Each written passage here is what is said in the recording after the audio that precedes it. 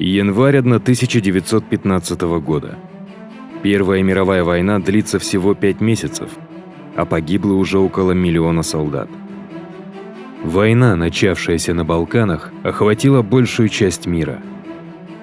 Центральные державы – Германия, Австро-Венгрия и Османская империя – сражаются с союзниками Великобританией, Францией, Россией, Сербией, Черногорией, Бельгией и Японией. В Польше и Прибалтике русская армия потерпела ряд крупных поражений, но продолжает храбро сражаться.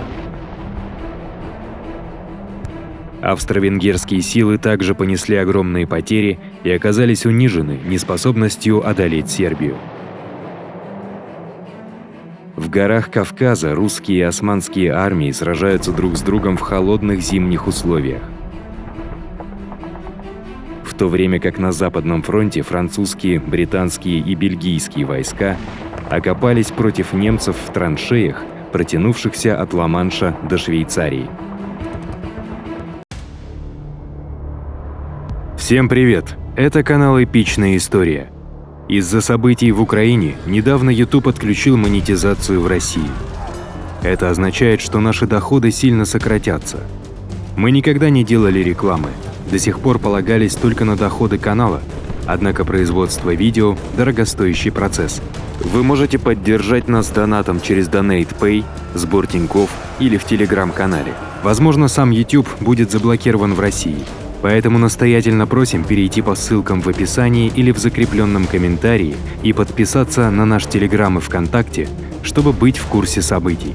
Это было самое интересное, чем нам приходилось заниматься. У нас еще есть проекты, которые хочется реализовать. Спасибо за то, что вы с нами.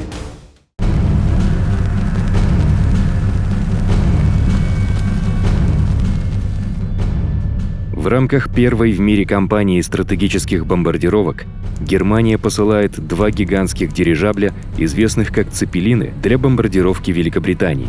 Они наносят удар по портам Кингс-Линн и Грейт-Ярмут, повреждая дома и убивая 4 мирных жителей.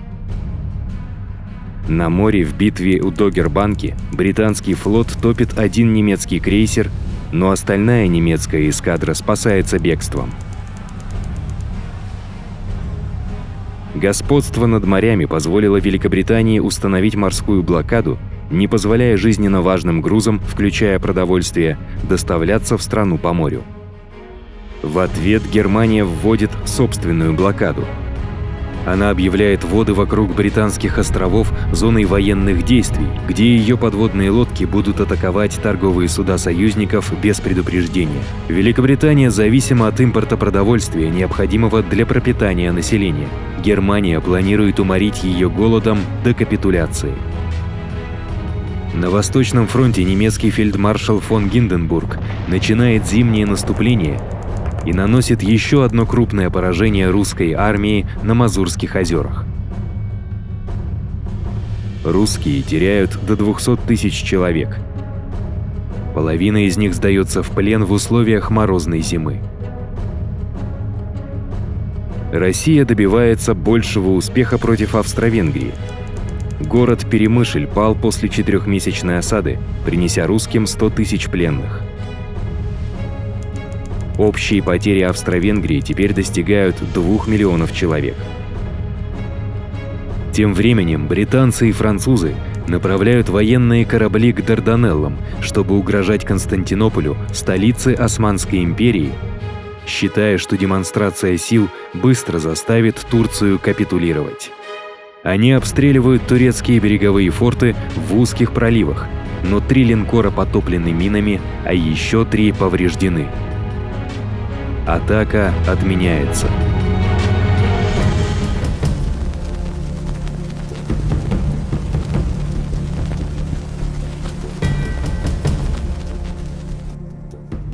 На Западном фронте британцы атакуют у Неф-Шапель.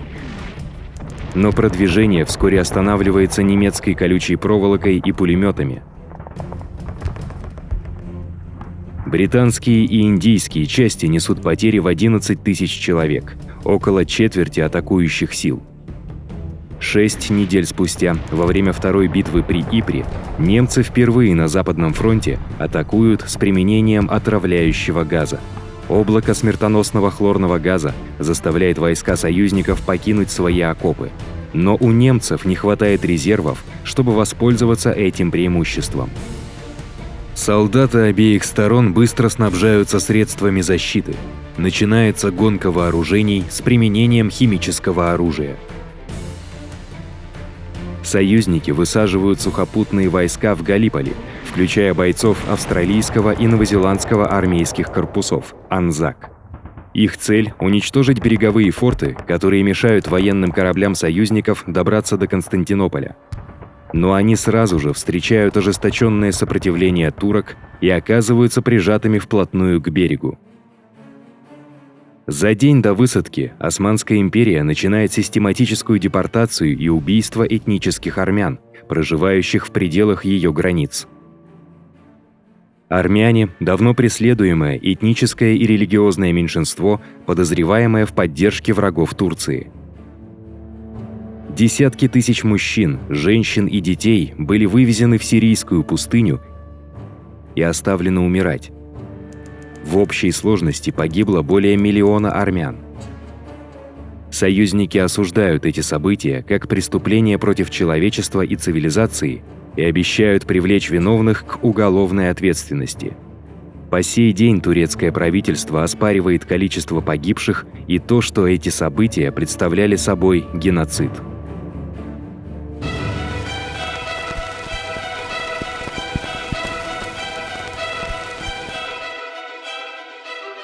На Восточном фронте совместное наступление Германии и Австро-Венгрии в Галиции прорвало оборону русских, отбив Перемышль и взяв 100 тысяч пленных.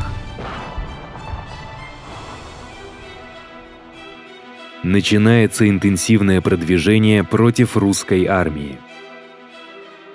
В море британский пассажирский лайнер «Лузитания», следовавший из Нью-Йорка в Ливерпуль, без предупреждения торпедирован немецкой подлодкой у берегов Ирландии. 1198 пассажиров и членов экипажа погибают, в том числе 128 американцев. Президент США Вудро Вильсон и американская общественность возмущены. Но Германия настаивает на том, что лайнер был справедливой целью, поскольку британцы использовали его для перевозки военных грузов. В мае союзники начинают вторую битву при Артуа в очередной попытке прорвать немецкие линии. Французы проводят основную атаку на Вимеридж, в то время как англичане начинают поддерживать атаки на Оберс-Ридж и Фестубер. Союзники понесли потери в 130 тысяч человек и продвинулись всего на несколько километров. Тем летом над Западным фронтом Фоккер-Эйндеккер помог Германии завоевать господство в воздухе. Это один из первых самолетов с пулеметом, способным вести огонь вперед через пропеллер, благодаря новому изобретению, известному как синхронизатор. Потери самолетов союзников стремительно растут, и это становится известно как «бич Фоккера».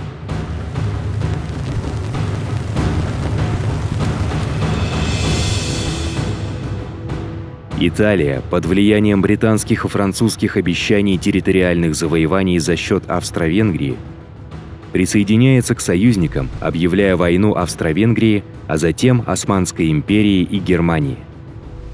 Итальянская армия совершает свое первое наступление на австро-венгерские позиции вдоль реки Изонца, но оно отбито с большими потерями.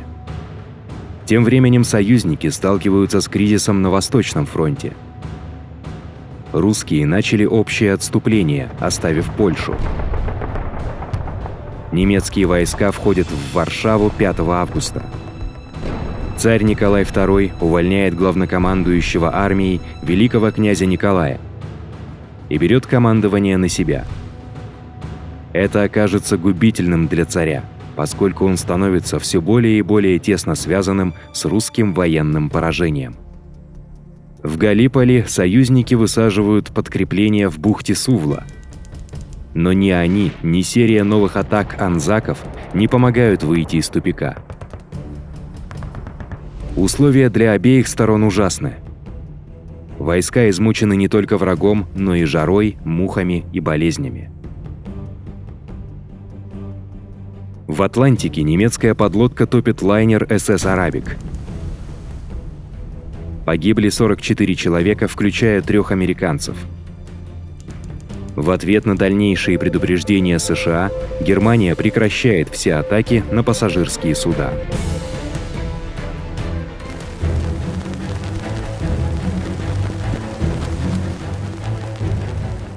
На Западном фронте союзники проводят свое крупнейшее на данном этапе войны наступление с целью прорвать фронт и снять давление с осажденного русского союзника. Французы атаковали. Началась 3-я битва при Артуа и 2-я битва при Шампане. Британцы с помощью отравляющего газа атакуют под Лоосом. Несмотря на первые успехи, наступление вскоре увязает с огромными потерями со всех сторон.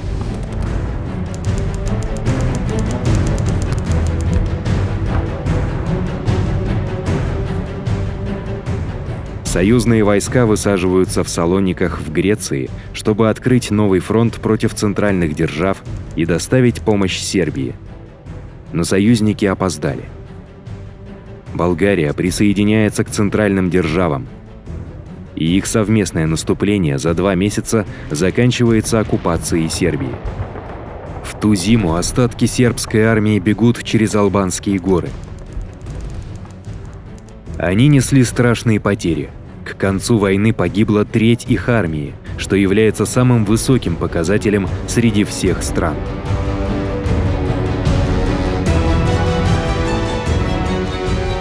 На итальянском фронте продолжаются ожесточенные бои. Итальянские войска начинают 3-ю и 4-ю битвы при Изонцо.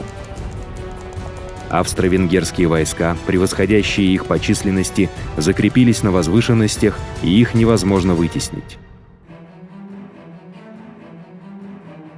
На Ближнем Востоке британское наступление на Багдад блокировано турецкими войсками в битве под Ктисифоном, в 40 километрах к югу от города. Британцы отступают в Эль-Кут, где их осаждают. Союзники отказываются от Дарданельской операции. 83 тысячи солдат тайно эвакуируются без предупреждения турецких войск. Ни один человек не потерян. Это один из лучших реализованных планов войны. Кампания обошлась обеим сторонам в 250 000 жертв. 1915 год – неудачный год для союзников. Огромные потери без ощутимых достижений. Но о мире речи не идет. Вместо этого все стороны готовятся к еще более масштабным наступлениям в 1916 году, разрабатывая новые тактики на основе предыдущих неудач. Все стороны по-прежнему верят, что решающая победа на поле боя близка. Спасибо за просмотр. У нас есть телеграм-канал и группа ВКонтакте. Ссылки будут в описании. Подписывайтесь, там мы будем выкладывать интересные материалы по истории, а также сообщать о выходе новых роликов. А если вам понравилось это видео, пожалуйста, подпишитесь на наш канал, поставьте лайк и обязательно поделитесь им со своими друзьями. Отдельная благодарность НИЯ ТЭМ.